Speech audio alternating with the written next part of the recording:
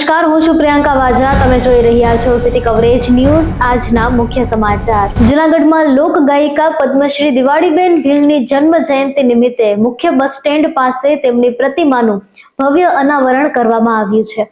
મુંબઈના હાર્દિકભાઈ હુંડિયા હીરા માણેક ગ્રુપ દ્વારા ભેટ અપાયેલી આ પ્રતિમાના અનાવરણ પ્રસંગે પદ્મશ્રી હાજીભાઈ મીર, ડેપ્યુટી મેયર આકાશ કટારા સહિતના રાજકીય અગ્રણીઓ, કલાકારો અને દિવાળીબેનના પરિવારજનો ઉપસ્થિત રહ્યા હતા, જેમણે પ્રતિમાને પુષ્પાંજલિ અર્પી તેમના અમર લોક વારસાને યાદ કર્યો હતો. વડાપ્રધાન નરેન્દ્ર મોદીના 12 વર્ષના સફળ કાર્યકાળ નિમિત્તે જૂનાગઢ જિલ્લામાં 8 થી 21 જૂન દરમિયાન પ્રગતિ પથ યાત્રા, વિકસિત ભારત સંમેલન અને જન કલ્યાણ શિબિર જેવા પ્રજાલક્ષી કાર્યક્રમો યોજાશે. કલેક્ટર યોગેશ ચૌધરીના અધ્યક્ષતામાં યોજાયેલી બેઠકમાં સરકારી યોજનાઓના લાભ છેવાડાના માનવી સુધી પહોંચાડવા આયોજન કરાયું છે, જેની પૂર્ણાહુતિ 21 જૂને આંતરરાષ્ટ્રીય યોગ દિવસે થશે. જૂનાગઢના ગિરિરાજ રોડ, સહજાનંદ સોસાયટી અને ગુરુદ્વારા રોડ પર છેલ્લા 1 મહિનાથી દરરોજ હજારો લીટર પીવાના પાણીનો વેડફાટ થઈ રહ્યો છે. ભર ઉનાળે રસ્તાઓ પર પાણી રેલાવાને કારણે કીચડ થતા વાહન ચાલકો અને રાહદારીઓ પરેશાન છે. મનપાના વોટર વર્ક્સ વિભાગની આ ઘોર બેદરકારી સામે સ્થાનિકોમાં રોષ છે અને સામાન્ય જનતા પાસેથી દંડ વસૂલતું તંત્ર જવાબદાર અધિકારીઓ સામે પગલાં લેશે કે નહીં તેવા સવાલો પણ ઉઠી રહ્યા છે. જૂનાગઢ માર્કેટિંગ યાર્ડમાં તારીખ 2 જૂન 2026ના રોજ કૃષિ પેદાશોની ભારે આવક સાથે તેજી રહી હતી, જેમાં સૌથી વધુ 2001 ક્વિન્ટલ કાચી કેરીની બમ્પર આવક, જેના ભાવ છે 700 થી 2200 રૂપિયા નોંધાયા હતા.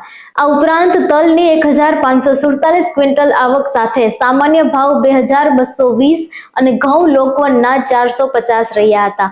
શાકભાજી બજારમાં બટાકાની સૌથી વધુ 402 ક્વિન્ટલ આવક થઈ હતી, જ્યારે ઉનાળાની સિઝનના કારણે લીંબુના ભાવ પ્રતિ 20 કિલોના 1000 સુધી મજબૂત બોલાયા હતા. જામનગરની દુર્ઘટના બાદ જૂનાગઢ મનપાએ ચોમાસા અને વાવાઝોડાના ભય વચ્ચે જોખમી હોર્ડિંગ્સ હટાવવાની ઝુંબેશ શરૂ કરી છે. શહેરમાં આઈડેન્ટિફાઈ થયેલા 27 જોખમી ડબલ ડેકર હોર્ડિંગ્સમાંથી 3 ને તાત્કાલિક હટાવી દેવાયા છે, જ્યારે બાકીના 24 પર નજર રખાઈ રહી છે. આ ઉપરાંત શહેરના 92 ગ્રાઉન્ડ હોર્ડિંગ્સ, 18 જેન્ટ્રી બોર્ડ અને 88 ખાનગી હોર્ડિંગ્સની મજબૂતાઈ એટલે કે સ્ટેબિલિટી અને વીમા પોલિસીની ચકાસણી પૂર્ણ કરી લીધી છે. ગુજરાત માધ્યમિક અને ઉચ્ચતર માધ્યમિક શિક્ષણ બોર્ડના કારોબારી સદસ્ય નિલેશભાઈ સોનારાના જણાવ્યા મુજબ ધોરણ 10 અને 12ની આ વર્ષની નવી કલરફુલ અને લેઝર પ્રિન્ટ ધરાવતી માર્કશીટથી ડુપ્લિકેટ માર્કશીટ બનાવવાના સ્કોપ ઘટશે. આ માર્કશીટમાં QR કોડ હોવાથી નોકરીદાતા જાતે જ તેનું વેરિફિકેશન કરી શકશે, જેનાથી વિદ્યાર્થીઓની ગાંધીનગર જવાની દોડધામ અને ફી બંને બચશે. વિદ્યાર્થીઓ માટેના આ હિતકારી નિર્ણય બદલ તેમણે શિક્ષણ બોર્ડના અગ્રણીઓ અને શિક્ષણ મંત્રીઓનો આભાર વ્યક્ત કર્યો છે. ગુજરાતની ગ્રાહક અદાલતોમાં પ્રમુખ અને સભ્યોની 48 જેટલી જગ્યાઓ ખાલી હોવાના કારણે રાજ્યભરમાં 45,000 થી વધુ કેસો પેન્ડિંગ છે, જેનાથી ગ્રાહકો સમયસર ન્યાયથી વંચિત રહી રહ્યા છે.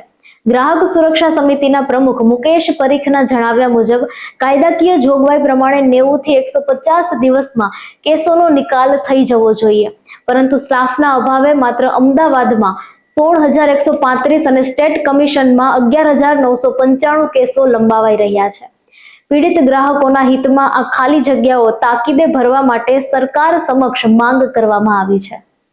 ગુજરાત સરકારે વહીવટી સરળીકરણ અને ઇઝ ઓફ લિવિંગને પ્રોત્સાહન આપવા માટે તમામ સરકારી સેવાઓ માટે યુનિવર્સલ એફિડેવિટનું એક સમાન નવું ફોર્મેટ જાહેર કરી અને તત્કાલ લાગુ કર્યું છે. અત્યાર સુધી નાગરિકોને આવકના દાખલા, જાતિના પ્રમાણપત્ર, રેશન કાર્ડ કે વિવિધ સરકારી યોજનાઓ માટે અલગ અલગ સોગંદનામા કરાવવા પડતા હતા, જેમાં સમય અને નાણાં બંનેનો વ્યય થતો હતો. હવે આ નવા યુનિવર્સલ ફોર્મેટના કારણે નાગરિકોને મોટી રાહત મળશે અને પ્રક્રિયા વધુ સરળ બનશે. ગુજરાતમાં જીવલેણ માર્ગ અકસ્માતો રોકવા માટે રાજ્ય સરકારે તમામ મહાનગરપાલિકાઓ અને પંચાયતોમાં ખાસ સેલ રચવાની નવી પહેલ હાથ ધરી છે. આ સેલ અકસ્માતો અટકાવવા માટે નોડલ એજન્સી તરીકે કામ કરશે. આ યોજનામાં માર્ગ, મકાન અને આરોગ્ય જેવા વિભાગોને પણ સામેલ કરી રસ્તાઓ પરના જોખમી બ્લેક સ્પોટ દૂર કરવા પર ખાસ રીતે ધ્યાન આપવામાં આવશે. સિટી કવરેજ ન્યૂઝના ડેઇલી અપડેટ માટે અમારી ચેનલને લાઇક કરો, શેર કરો અને સબસ્ક્રાઇબ કરો. આવતીકાલે ફરી મળીશું નવા સમાચારો સાથે. City coverage news, Junagadh.